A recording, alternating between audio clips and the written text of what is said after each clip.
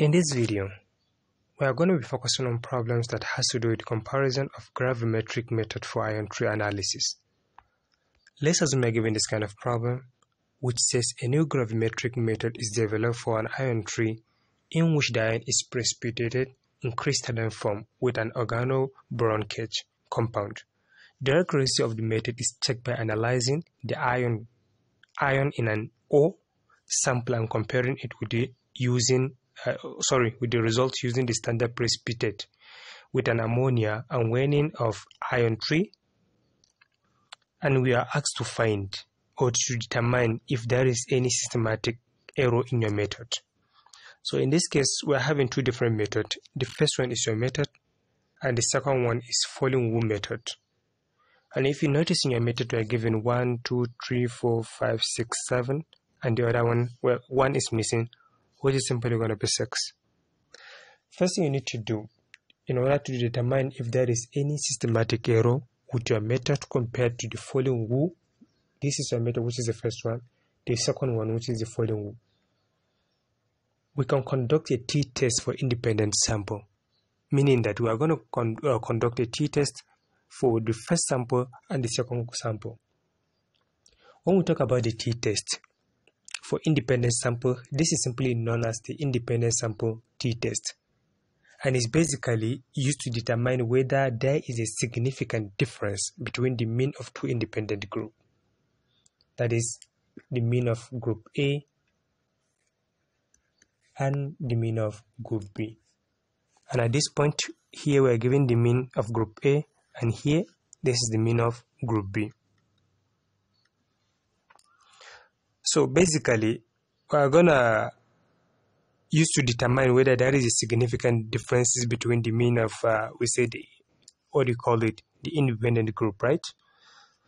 So this is the formula we are going to be using, that is for the t-test.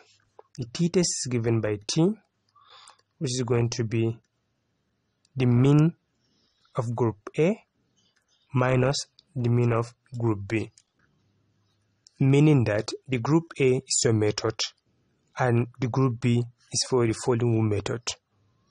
You are going to divide that by the square root of variance of group A divided by N1 plus the variance of group B divided by N2. In this case, the x bar 1 and x bar 2, this simply stand for the mean of the two independent, that is A and B.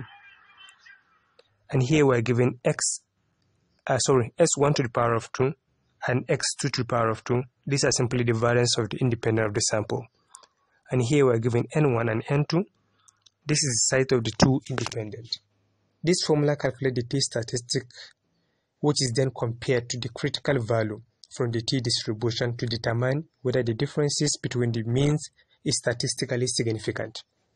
Let's dive in and see how we can solve this problem. I need you to keep at the back of your mind that N1, let's take a quick revision. We said N1 is simply the number of measurement in your method, and N2 is simply the number of measurement in Folin-Wu method, right? So, and we are given the given data here, which we are given.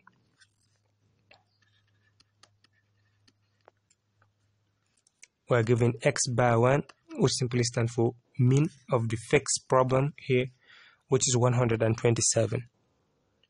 And we are given the second mean, which is 128.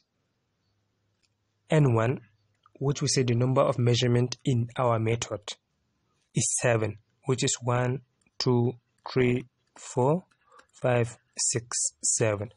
But the other side, 1 is missing, therefore we are going to have 6. Therefore our N1 is simply going to be 7 and N2 is going to be 6.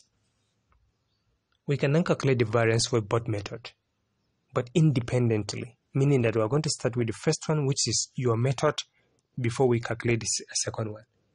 So for us to calculate, but let's go back and take a quick revision about this formula. If you notice, everything from the left hand side is your method, and everything from the right hand side is the Folin-Wu method. Therefore, for let's put it this way for you to have it easily to memorize this formula. The t statistic is given by x1 and x1 denominator is S1 divided by N1, right? The second one is going to be x2 S2 N2. At this point, what you need is just total division. That is going to be bar, which means mean. Alright, let's use this data and this formula and see how we can solve this problem.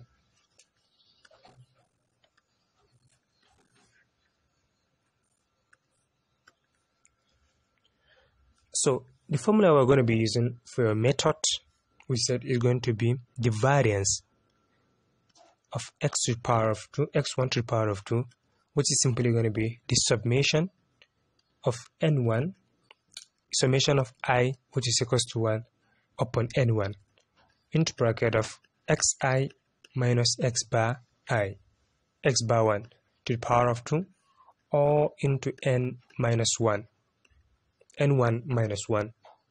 That is for a method. For the second method, is going to be variance of Folin, right? For a Folin-Wu method, which is going to be the summation of I, which is going to be n upon instead of n1 is going to be n2, into bracket of xi minus x bar 2 instead of 1 this time around to the power of 2, which is going to be n2 instead of n1 minus 1. Remember, our method is 7. The numbers of the numbers of measurement is 7. 7 minus 1 is simply going to be 6. Here is 6. 6 minus 1 is simply going to be 5. So when you insert your value into this problem and you get your final answer, which is the variance, next thing you need to do is to insert everything, that is the values, to calculate the t statistic. And we said the t statistic t is given by x bar 1, that is mean of your method, minus the mean of Folin-Wu method, which is x bar 2. We're going to divide everything by the square root of the variance, which is your variance, divided by n1. Everything here is yours. I'm going to plus it with the variance of a Folin-Wu method, which is x2 to the power of 2 divided by n2. Alright, here we have our complete formulas. Let's see how we can solve this problem. Let's start with the first one. For your method, we said we are going to be using the formula x1 to the power of 2, which is going to be the summation of n1 as I equals to 1 into bracket of xi minus x bar to the power of 2 minus n1 minus 1. In this case, our variance is going to be, the first thing we are given on the table is 127. Remember, you need to keep your mean. Our mean is 127 also. Remember, here we have the square root outside the bracket. Therefore, this is going to be 127 minus 127 to the power of 2. We're going to plus that by 125 minus 127 to the power of 2. This 127 is constant. We constantly deduct it. This is our mean. Here we are going to plus it by 123 minus 127 to the power of 2. We're going to plus that also by 130 minus 127 to the power of 2. Next thing we have is 131 minus 131 minus 127 to the power of 2. Then we're going to also plus that by 126 minus 127 to the power of 2 plus 129 minus 127 to the power of 2. We're going to divide everything by n minus 1, and the value of our n is simply going to be 7. 7 minus 1 is 6. So therefore, if you deduct 127 by 127 to the power of 2, this is simply going to be 0 to the power of 2.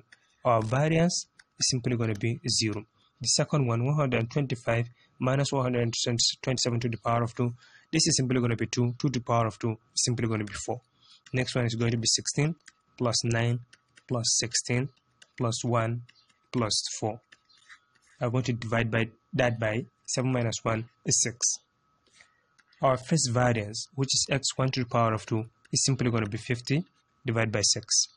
50 divided by 6, our variance here is simply going to be 8.33. So here at this point we have found the variance of a method remaining the variance of the Folin-Wu method.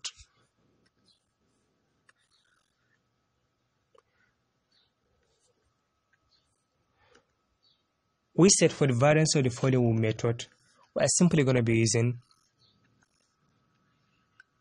x2 to the power of 2, that is variance, which is going to be the summation of I, which is equals to 1 upon n equals to 2, into bracket of xi minus x bar 2, that is mean, to the power of 2. We are going to divide everything by n minus n2 minus 1.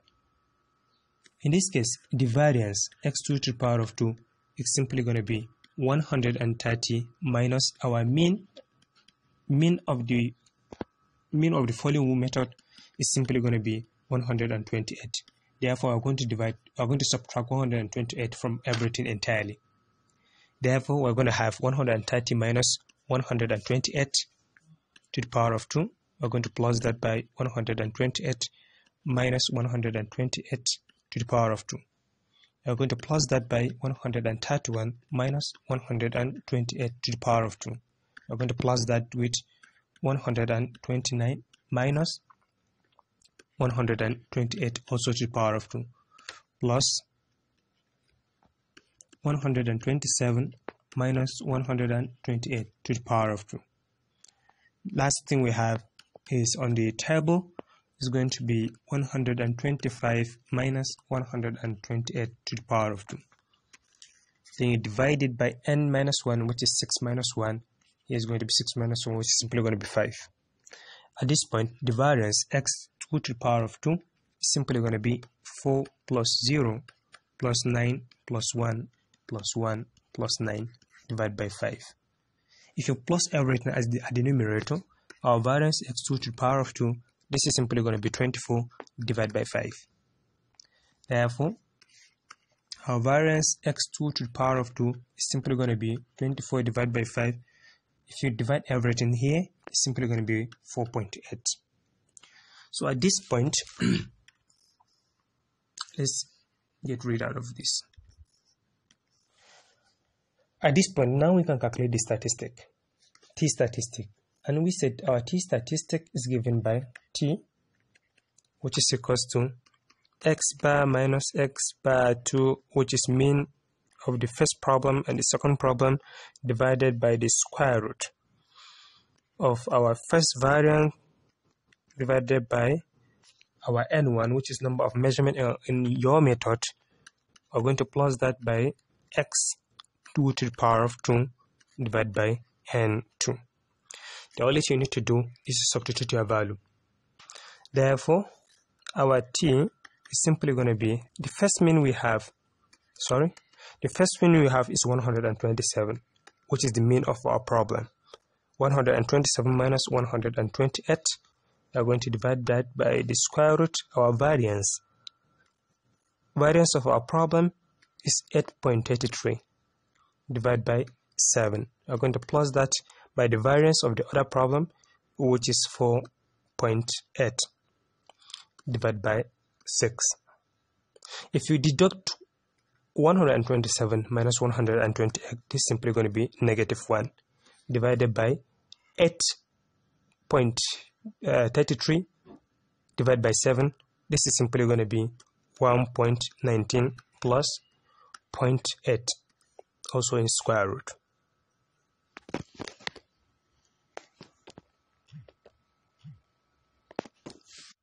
In this video, alright, at this point, we have -1 divided by the square root of 1.19 plus 0.8. If we add 1.19 plus 0.8, this is simply going to be 1.99. Therefore, at the numerator we have -1. If you divide -1 divided by the square root of 1.99, your final answer is simply going to be -0.447. Sorry, -447. At this point, you can finally conclude and say, so now that we have gotten negative in our answer, we can finally conclude and say, using the t-table statistic calculation, we can find the critical t-value for a degree of freedom. And when we say degree of freedom, this is simply 12 degree of freedom for a 2-sample t-test at 0.005 significant level. Since the absolute value for our calculated t-value is less than the critical t-value, we fail to reject the null hypothesis. This suggests that there is no significant differences between the mean of your method and Folin-Wu method at 0.005 significant level, indicating no systematic error in your method. Therefore, we can finally conclude and say no systematic error with your method. The reason why, let me go back a little bit. We said using the t-table or a statistical calculator, we can find the critical t-value for a degree freedom. When we say degree of freedom, this is simply 12 degree of freedom for a 2-sample method t-test at 0.05 significant level. Since the absolute value for our calculated t-value is less than the critical t-value, which is 0.005, we fail to reject the null hypothesis. This suggests that there is no significant differences between